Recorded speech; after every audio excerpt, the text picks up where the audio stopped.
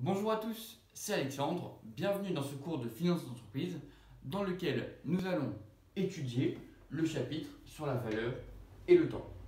Dans un premier temps, il faut comprendre qu'un fonds qu'on a perçu aujourd'hui en date N peut être investi afin d'en tirer des intérêts.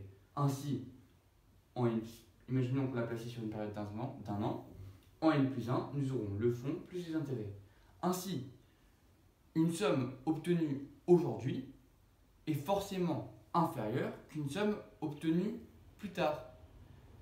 Par conséquent, dans ce cours, nous essaierons de répondre à la question suivante. Est-il plus avantageux de recevoir, prenons 1000 euros aujourd'hui, plutôt que 1500 euros, mais dans un an?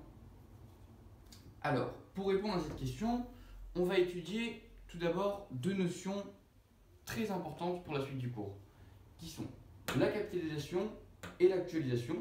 Ensuite, nous verrons les différentes méthodes de calcul des intérêts.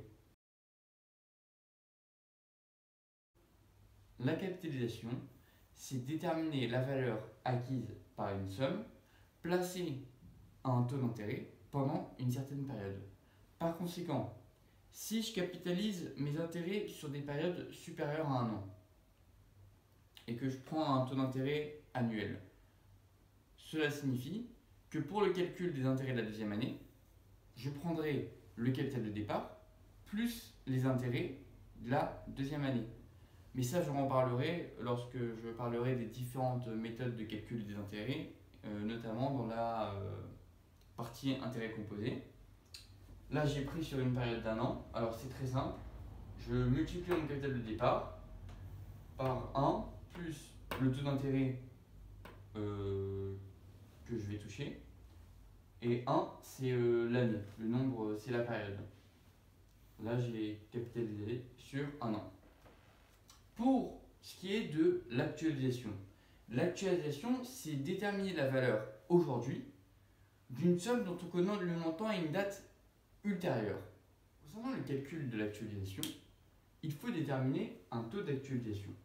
Ce taux d'actualisation permet de déterminer la valeur des flux futurs à la date d'aujourd'hui. Alors, le taux d'actualisation, il prend en compte le risque, la valeur du temps, etc. Il correspond également à la rentabilité espérée par les apporteurs de fonds. Alors voilà, prenons un cas concret. On nous promet une somme de 15 000 euros dans 5 ans.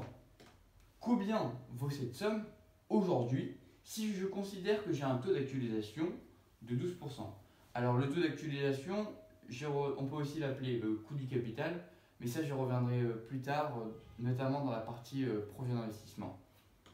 Alors pour ce faire, je procède exactement pareil que pour la capitalisation, sauf que là je divise et je mets la puissance, c'est la période qui s'est écoulée entre la date d'aujourd'hui et la date où on m'a promis cette somme. Ici j'ai 15 000 divisé par 1 plus 12% puissance 5. J'obtiens 8 511 euros. Parlons maintenant des différentes méthodes de calcul des intérêts. Alors, on peut voir intérêt simple et intérêt composé. La différence entre ces deux méthodes de calcul des intérêts est l'utilisation ou non des intérêts qui ont été générés. Comme vous avez pu voir, capitalisation des intérêts, oui ou non. Avec les intérêts simples, on ne capitalise pas les intérêts. C'est-à-dire, prenons un exemple. J'ai un capital de 1000 euros à un taux d'intérêt de 5%. Sur l'année 1, je vais avoir 1000 fois 5%, ça me donne 50 euros. Ces 50 euros, je vais les utiliser par exemple pour de la consommation, où je ne vais pas les réinvestir. En année 2, j'aurai par conséquent 1000 fois 5%, toujours ces mêmes 50 euros. Le total des intérêts qui me sera généré sur 2 ans est 200 euros. Concernant les intérêts composés, cette fois-ci, je capitalise les intérêts. Je les utilise et je les investis. Ainsi, sur l'année 1, je fais 1000 fois 5%, ça me donne 50 euros, comme avec les intérêts simples. Cependant, pour l'année 2, j'utilise les intérêts qui ont été générés ici, 1050 fois 5%, c'est égal à 52,5 euros. Le total des intérêts qui aura été généré est de 102,50 euros. Je peux également utiliser la formule de la capitalisation qu'on a vue précédemment en 1000 pour calculer directement la somme que j'aurai à la fin de l'année 2. 1000 fois 1 plus 5%, puissance 2, 1102,5 euros. Voyons désormais la différence entre taux proportionnel et taux équivalent. Pour savoir quel taux déterminer, il faut s'interroger sur est-ce qu'on a capitalisé ou non les intérêts. Est-ce qu'on les a utilisés les intérêts générés? On revient au cas des intérêts simples ou des intérêts composés. Ensuite, il faut également s'interroger est-ce qu'on est sur des périodes inférieures ou supérieures à un an? Bon, dans ce cas de figure, on considère que si on est sur des périodes inférieures à un an, on ne capitalise pas les intérêts, contrairement à si on est sur des périodes supérieures à un an. Alors, avec un taux proportionnel, c'est-à-dire qu'on a utilisé des intérêts simples, je vais vous prendre un exemple, comme ça sera plus clair. Imaginons qu'on ait un taux annuel de 9%. Donc, si je veux avoir un taux mensuel proportionnel, j'utilise en proportion. C'est-à-dire que si je veux avoir un taux mensuel, je divise le taux annuel par 12. Si je voulais avoir un taux journalier, j'aurais divisé le taux annuel par 360. Ici, je veux un taux annuel mensuel proportionnel, donc je divise le taux annuel par 12. J'obtiens 9% divisé par 12 est égal à 0,75%. Si je refais le calcul, est-ce que j'obtiens bien un taux annuel de 9% encore? Alors, sur le mois 1, j'ai 1000 fois 0,75%, c'est égal à 7,5. Mois 2, mois 3, mois 4, mois 5, etc. Je ne capitalise pas les intérêts, je le rappelle. Sur le mois 12, j'ai 1000 fois 0,75%, ça me donne 7,5 euros encore. À la fin de l'année, on a donc 12 fois 1000 fois 0,75%, 12 fois 7,5, c'est égal à 90 euros. Je retombe bien sur le 9% annuel qui m'avait été annoncé. Le taux équivalent est utilisé lorsque les intérêts ont été capitalisés, c'est-à-dire lorsqu'on a utilisé des intérêts composés. Je vais prendre un exemple pour que ce soit plus concret. Alors, si j'ai un taux annuel de 9% encore, c'est-à-dire que mon taux mensuel proportionnel il est de 9% divisé par 12, 0,75%, comme lorsque j'ai calculé le taux mensuel proportionnel, comme lors de l'exemple précédent.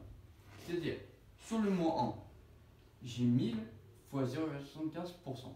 Ça me donne 7,50 euros. Sur le mois 2, je capitalise les intérêts.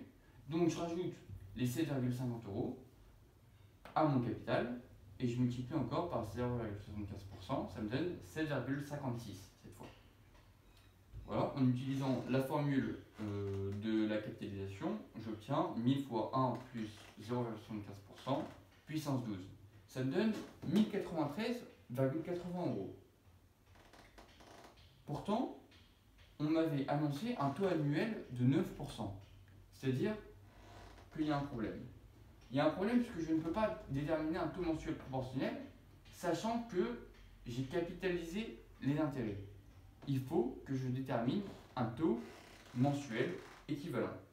Alors, comment calculer le taux mensuel équivalent? Il faut utiliser cette formule. 1 plus TE puissance n est égal à 1 plus taux d'intérêt. En isolant le taux équivalent, j'obtiens 1 plus i puissance 1 sur n, j'enlève la puissance ici, moins 1. Ça me donne 1 plus 9% puissance 1 sur 12 moins 1. J'obtiens alors un taux mensuel équivalent de 0,7207%. Cela signifie que si, avec ce taux, je pourrais alors avoir un taux annuel de 9% comme il m'avait été annoncé. Je peux faire l'exemple en recalculant ma capitalisation. Si je remplace le 0,75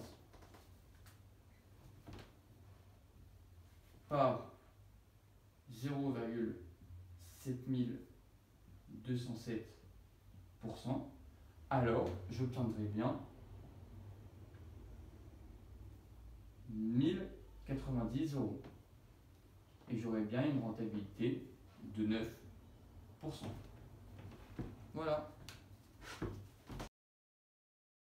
Concernant le taux actuariel, ce dernier peut être assimilé au taux d'actualisation. Le taux actuariel permet l'égalité des flux futurs à leur valeur actuelle. Prenons un cas pour comprendre l'utilité du taux actuariel. On pose la question suivante. 150 000 euros dans 10 ans ou une somme de 100 000 euros mais aujourd'hui. Comment y répondre? Pour ce faire, on utilise la formule de l'actualisation et on va tenter de résoudre. On va trouver le taux actuariel. Donc je fais 150 000 euros divisé par 1 plus taux actuariel, puissance 10, est égal à 100 000 euros. J'isole le taux actuariel, j'obtiens ainsi 4,13%. Pour savoir s'il est plus judicieux de prendre les 100 000 euros aujourd'hui, il faut que j'ai une rentabilité sur un projet, sur un investissement ou en bourse de plus de 4,13%. Dans ce cas-là, il sera plus judicieux de prendre les 100 000 euros aujourd'hui.